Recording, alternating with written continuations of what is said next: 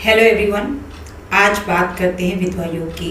ये मैं आपको 2012 की बात बता रही हूँ। मरकरी 8th हाउस है तो विधवा योग है। तो हमें जो किताब मिली हुई है उसमें नोट्स था और हम पढ़ रहे थे उस समय। मेरा आई थिंक 4th सेमेस्टर था मेरा।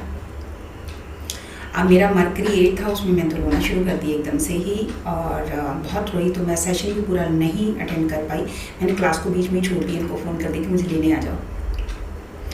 अब जो हमारी टीचर थी वो पढ़ाने वाली, तो जब उन्होंने देखा कि एकदम से मेरी ज़्यादा ही तबीयत ख़राब हो गई और भी स्टूडेंट थे 3-4, तो अरे नहीं ऐसा नहीं होता, ये लिखा हुआ है, तो आप ऐसा बोल क्यों रहे?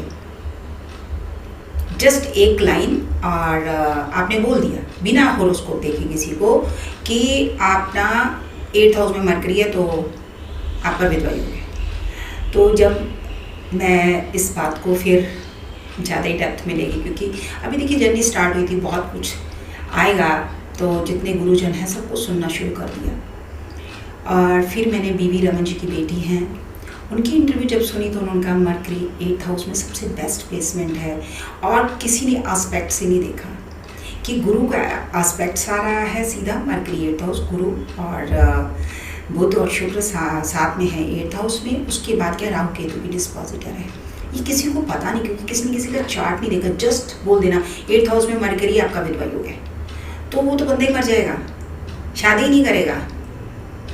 तो इसको मैंने डिकोड किया कि मरकरी 8th हाउस में सबसे बेस्ट पोजीशन है मरकरी की, जहाँ पर वो रिसर्च करता है एडल्ट साइंस को लेकर। वाटर है वहाँ पर, और जितना पानी गहरा होता जाएगा उसकी रिसर्च गहरी होती जाएगी। देखिए कितनी डेप्थ है ज्ञान के अंदर। ज्ञान क्या है? पानी है। जल से पतला कौन है? जल से पतला ज्ञान है। आपने सुना होगा अनूप जलोटा जी का भजन की, सबसे पतला ज्ञान ही है, इसके अलावा कुछ है नहीं। आप पढ़ते जाइए। 6th हाउस में जुपिटर की बेस्ट पोजीशन है और 12th हाउस में शुक्र की और वक्री पोजीशन है। तो उन्होंने जब ये बात बताई, उसके बाद मैं फिर गई कि किस में विधवा योग सबसे ज़्यादा है और इसका कॉम्बिनेशन क्या है। जेमिनी में मंगल 7th हाउस, चाहे वो कारक तत्व, मंगल पति का कारक हो गया। अब कारक तत्व किसी को पता नहीं, जबकि मरकरी सिबलिंग्स का कारक तत्व है। डेथ की तो बात ही नहीं है, योग की तो कोई बात ही नहीं है। अब 7th हाउस में मार्स पति की डेथ करेगा, क्योंकि और पहली बार में हिट करेगा। जब भी चक्र बनेगा 18 ईयर में वो हिट करेगा। इवन सेकंड अगर आपका बेबी है तो भी उसकी आयु का। अब ये मैं बात ऐसे नहीं बता रही, ये मैं आपको रिसर्च करके बता रही हूँ। मुझे हमेशा अगर मांगलिक का है तो मैं कंटेंट ही नहीं लेती, मैं लेती हूँ कि मंगल जेमिनी का मंगल है, वो इम्पॉर्टेंट है। कहाँ पर बैठा वो देखो। अब क्या है कि इसका, अब लोग डर जाते हैं, डरना नहीं है, पहले सच सुनना है। अब इसका कैंसलेशन ढूंढना है कि जेमिनी में 7th हाउस में ही मार्स होना चाहिए। कैंसिल हो गया वो योग।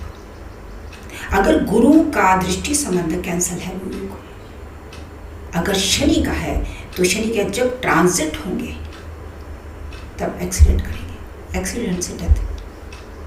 तो ये मैंने इतने चार्ट में देखा, और सिर्फ जेमिनी के मंगल में ये योग मैंने देखा, तो मैं जेमिनी को मैच नहीं करती। और तुला से भी मुझे डर लगता है, क्योंकि कैंसर का इतना मुझे लगा रहता है। पहली बार ऐसा केस आया कि लिब्रा खुद है और खुद ही कोई कैंसर है, तो नहीं तो मैं कहती हूँ कारक तत्व को लेना है, लेकिन यहाँ पर कारक तत्व नहीं लिया गया इस बार ये जो केस है। अब ये बात रिसर्च की है। आपको ऐसे जो लोग डरा देते हैं, देखिए डर का मतलब क्या है कि पैसा निकालना है। कोई हंसी खुशी से पैसा देते हैं, वैसी कोई फीस नहीं देती तो पैसा कहाँ से दे देगा। इसलिए एस्ट्रोलॉजर कमाते हैं, इसी वजह से कमाते हैं कि डर। और दूसरा क्या है कि जुगाड़। तो जुगाड़ से क्या है कि इधर का उधर का बोलकर, ये आप इन भ्रम में मत फंसिए। और आज तो सारे एस्ट्रोलॉजर इसलिए भी बन गए क्योंकि अपना चार्ट एनालाइज करने के लिए जगह जगह वो पढ़ाई करते हैं, लेकिन सच कुछ और होता है। ये डिपेंड ऑन आपने कौन सी पढ़ाई करी है।